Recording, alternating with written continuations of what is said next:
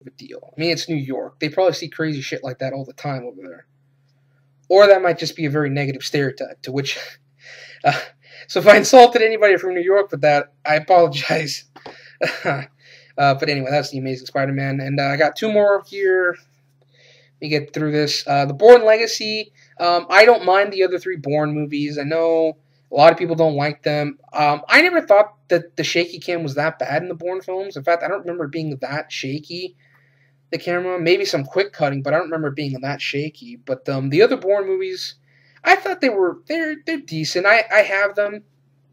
I think they're pretty decent movies. I mean, they're not as smart as people think they are. They're really simple. It's just Jason Bourne may or may not know something. The government wants to take him out. That's it. There's really not a whole lot to the plot. It may seem convoluted and complicated, but it's pretty simple. And in the Bourne Legacy, you got Jeremy Renner, who does a great job. I really like Jeremy Renner in the film. He's one of the best aspects of it. The thing about the Bourne Legacy, though, is if you've seen the other three, you've pretty much seen this one. The Bourne Legacy really does nothing new except have a different actor playing a different character. And he's genetically enhanced, so he's kind of like a super soldier. So he's faster, has more energy, more stamina.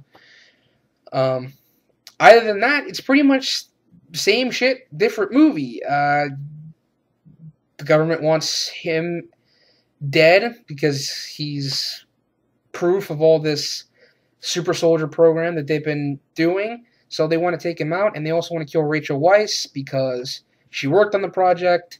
And because of the shit that Jason Bourne did, they're worried that more people will start to look into other projects, which include the Super Soldier Project that Jeremy Renner and Rachel Weisz were a part of, and they have to go on the run together.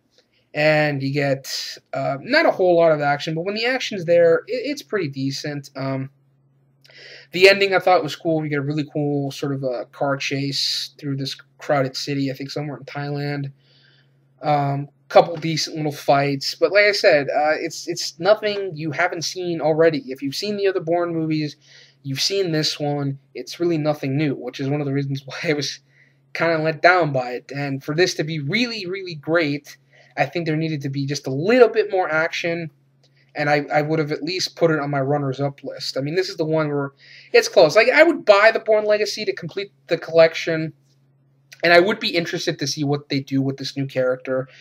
But as it stands right now, if you like the other ones, I'd say give the Bourne Legacy a watch. If you were not a fan of Matt Damon in the Bourne films, you probably like this more because I think Jeremy Renner does a little bit of a better job in the action as an action lead than Matt Damon. But Matt Damon, I thought he did fine. It's not like he really played the role like an action hero. He just played it sort of like a guy who's got these skills who's sort of trying to survive. And, I thought that worked. But, yeah, the Bourne Legacy, this is one, again, I wouldn't mind buying it at a decent price, but that's going to be long time down the road. But, again, nothing new, so that's why I kind of put it on my so-so list. And lastly is actually a comedy, a found footage comedy called Project X, which is essentially a party/teen sex comedy done in the style of found footage. And I didn't hate the movie. I got a couple chuckles out of it. There was one character that I really didn't like that much, and the guy kind of got on my nerves. This character named Costas. I thought the guy was kind of an asshole.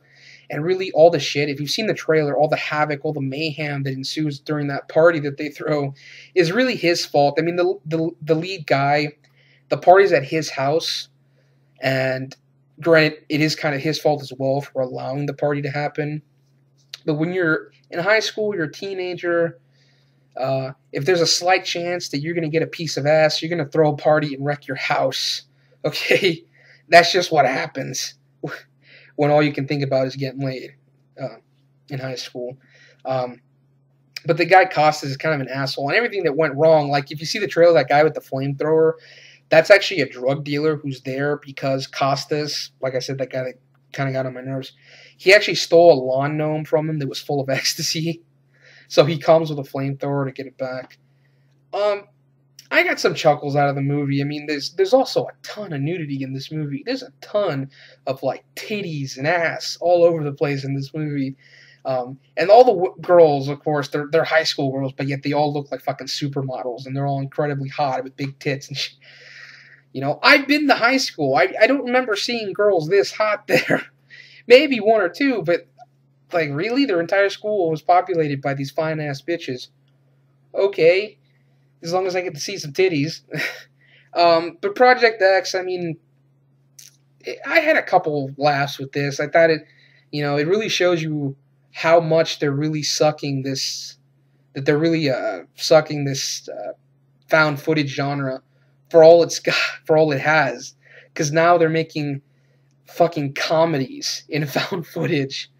You know, it's like we have so many horror movies in found footage. Let's make a comedy in found footage. But I got a couple chuckles out of it, a couple laughs. That's one also I wouldn't mind picking up at a cheap price. I just thought it was interesting that they made a comedy in found footage. But like I said, I'm actually kind of getting sick of the found footage genre. I mean, once they start doing like comedies like this, and of course Chronicle, which I really liked, it was on my best of list. That was kind of like, I guess, a superhero movie in found footage. Like, they're really pushing it with the found footage thing. But overall, it was a decent movie. I laughed a couple times, and a lot of tits, if that helps. I don't know. But anyway, those are my so-so films of 2012. It's probably going to be a bunch of parts because I talked too much, but hopefully you guys enjoyed. Sorry it took so long to get this done, but since I have my computer out in my living room, it's kind of a pain in the ass when people come home.